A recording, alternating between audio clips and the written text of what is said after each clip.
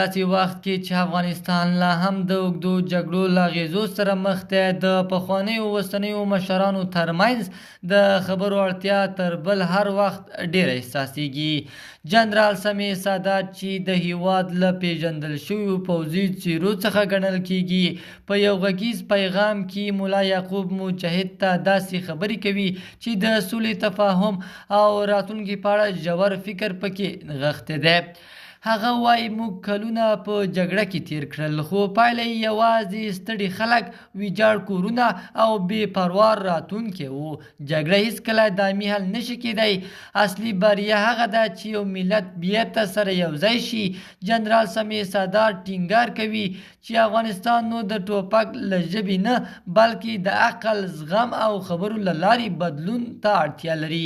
هغه وایي که مشران د ولس درد درک کړي او د تعلیم، اقتصاد او عدالت په برخو کې رښتینی کار وکړي، نو هېواد کولی شي له ستونزو ووځي. په دې غږیز پیغام کې هغه ملا یعقوب ته سپارښتنې کوي که نن موږ د یو بل له منځه وړلو پر ځای د یو بل د منلو هڅې وکړو، سبا به زموږ اولادونه په امن فضا کې لوی شي. دا وطن د ټولو کور دی، نه د یو لوري. دغه ډول پیغام د دې څرګندونه کوي که څه هم د نظرونو توپیر شته، خو د سولې او ثبات هیله لا هم ژوندۍ ده. افغانستان هغه وخت رښتینی پرمختګ کولی شي چې جګړه د حل یوازینۍ لاره ونه ګڼل شي، بلکې تفاهم، عدالت او ګډ کار لومړیتوب وګرځي.